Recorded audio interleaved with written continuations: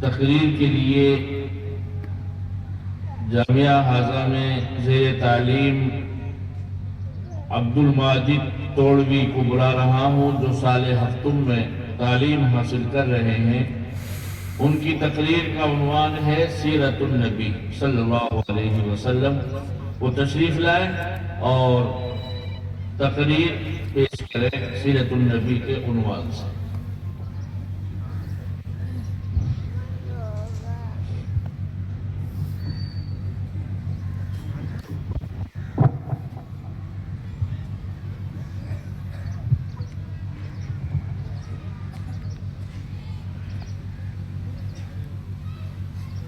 حمدا لك يا ذا الفضل والإحسان، وصلاة على من أرسل إلى كافة الخلق من الإنس والجان، وعلى آله وأصحابه وعترته وعلمائه ما دام الملعان. أما بعد فأعوذ بالله من الشيطان الرجيم. بسم الله الرحمن الرحيم. ورفعنا لك ذكرك. صدق الله العظيم. کون کرتا ہے یہ دعویٰ کہ بڑی ہے دنیا؟ کون کرتا ہے یہ دعویٰ کہ بڑی ہے دنیا؟ میرے سرکار کے قدموں میں پڑی ہے دنیا۔ محترم حضرات، آج میں آپ حضرات کے سامنے ایک ایسی بابرکت ذات کا تذکرہ کرنا چاہتا ہوں کہ جن کے طفیل میں دنیا سجائی گئی، کائنات سواری گئی، سارے عالم کو ان کے صدقے میں بنایا گیا۔ وہ اگر نہ ہوتے تو نہ زمین ہوتی، نہ آسمان ہوتا، نہ چاند ہوتا اور نہ سورج ہوتا۔ الغرض محمد صلی اللہ علیہ وسلم نہ ہوتے تو کچھ بھی نہ ہوتا۔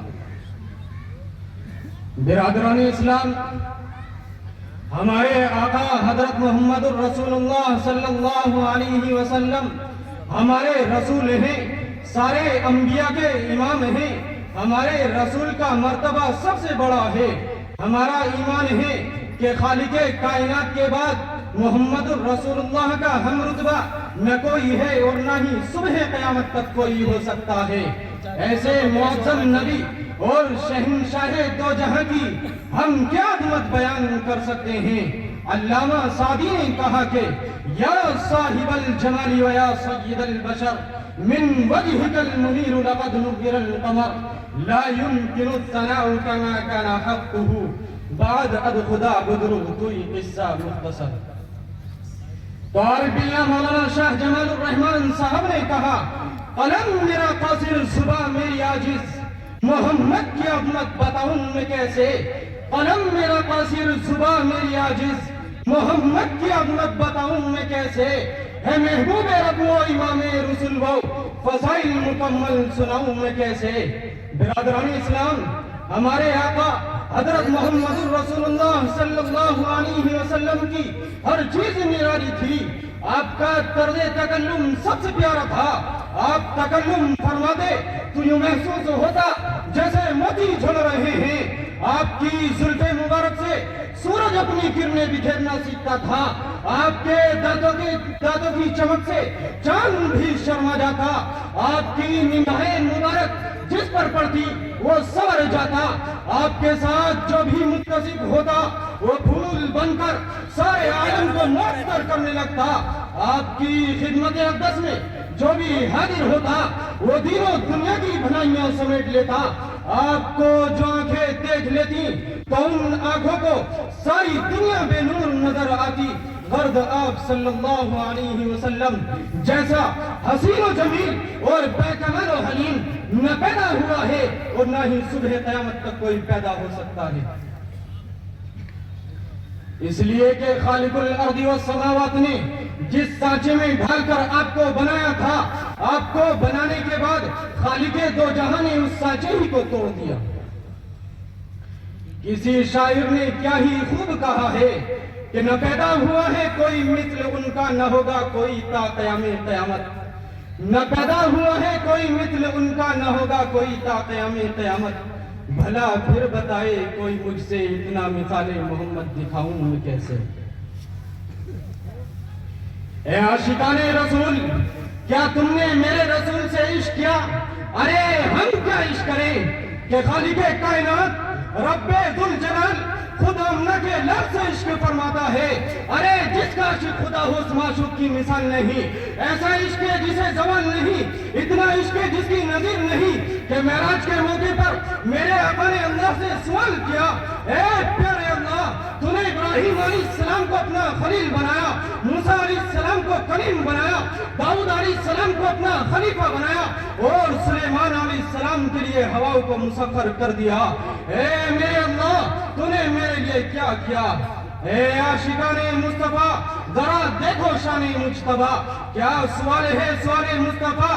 تو اللہ نے بھی اتنا اعلیٰ جواب دیا، جعلتک فاتحا وخاتما رفعت لک ذکرک وضعت عنک وزرک۔ اے میرے محبوب، میں نے آپ کو مبتو نہیں بلکہ فاتح بنایا ہے، نبی ہی نہیں خاتم النبیین بنایا ہے، آپ کے ذکر کو بلند کر دیا ہے اور آپ کے ہر بوجھ کو اٹھا دیا ہے۔ اسی پر بس نہیں، اے میرے محبوب، ہم نے تمہیں وہ دیا ہے جو کسی کو نہیں دیا، وہ یہ ہے کہ جہاں جہاں میرا نام لیا جائے گا، اے مصطفیٰ، وہاں وہاں آپ کا بھی نام لیا جائے گا۔ جب بھی لا الہ الا اللہ کہا جائے گا، محمد رسول اللہ بھی ضرور کہا جائے گا۔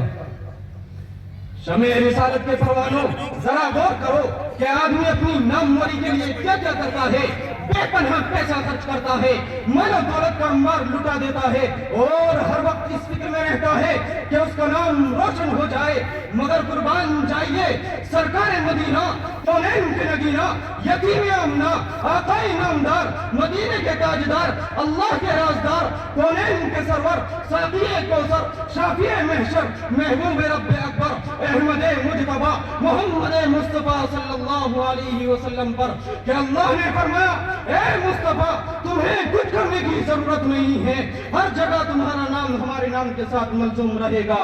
چنانچہ ہم قرآن کریم کا سرسری مطالعہ کرتے ہیں تو پتہ چلتا ہے کہ اللہ نے بے شمار مقامات پر اپنے نام کے ساتھ رسول اللہ کا تذکرہ فرمایا۔ قرآن کہتا ہے، آمنوا باللہ ورسولہ، اللہ پر ایمان لاؤ، تو وہیں پر مصطفیٰ پر بھی ایمان لاؤ۔ ان الذین یکفرون باللہ ورسولہ، مصطفیٰ کا انکار کرنا اللہ کا انکار کرنا ہے۔ من کان عدوا للہ ورسولہ، جو مصطفیٰ کا دشمن ہے وہ اللہ کا دشمن ہے۔ قل ان کنتم تحبون اللہ فاتبعونی یحببکم اللہ ویغفر لکم ذنوبکم، اگر تم اللہ کی محبت چاہتے ہو تو مصطفیٰ کی اطاعت ضروری ہے۔ فرض کلمے میں، نماز میں، اذان میں، دین کے ہر شعبے میں اللہ کے نام کے ساتھ محمد الرسول اللہ کا نام ضروری ہے۔ تو پتا چلا کہ جب تک خدا کی خدائی ہے اس وقت تک مصطفیٰ کی مصطفیٰ ہے، جب تک لا الہ الا اللہ کی تذکیر سے عالم کو معطر کیا جاتا رہے گا اس وقت تک محمد الرسول اللہ کی گن سے بھی عالم کو منور کیا جاتا رہے گا۔ محترم حاضرین، سرکار دو جہاں کی میرے آقا کی بھی برکت بڑی عجیب ہے۔ آپ نے جس جگہ پر بھی قدم رکھا وہاں پر ایسے گل کھلے کہ جس کی مہک آج تک جاری ہے اور صبح قیامت تک جاری رہے گی۔ آپ نے ابو بکر پر نظر ڈالی تو محبوب خدا اور صدیق بنا دیا، عمر بن خطاب پر نظر ڈالی تو پتھر دل کا موم بنا دیا، شرع اسلام پاسبان دین اور فاروق اعظم بنا دیا۔ حضرت مولانا عاقل حسامی نے کیا ہی خوب کہا تھا کہ ہر ادا معجزہ، ہر صدا معجزہ ہے، سراپا رسول خدا معجزہ۔ ابن خطاب فاروق اعظم بنے، ایک نگاہ کرم کا یہ تھا معجزہ۔ आपने उस्मानी गली पर नजर डाली तो बाहे उर्दू नूरैन बना दिया, अली मुर्तजा पर निगाहें शफकत डाली तो शेर खुदा बना दिया, सहाबा पर मोहब्बत भरी नजर डाली तो रज़ियल्लाहु अन्हुम व रज़ू अन्हु बना दिया, सूरज की तरफ इशारा किया तो पलट आने पर मजबूर हो गया।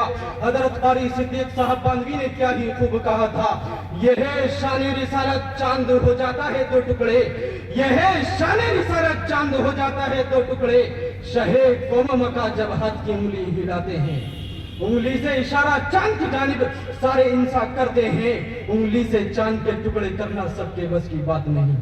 आप मक्के में पैदा हुए, उसे मुकर्रमा बना दिया, मदीने की जमीन पर कदम रखा, उसे मुनव्वरा और इस्लाम का किला बना दिया। खाली जाहिद ने इस बात की क्या खूब तर्जुमानी की है कि सुल्तानों के सुल्तान है मौजूद वहां पर, कि सुल्तानों के सुल्तान है मौजूद वहां पर, इस वास्ते वो मिस्ले नगीना ही रहेगा। ये फख्र ज़माने में फकत उसको मिला है कि इस्लाम का किला तो मदीना ही रहेगा।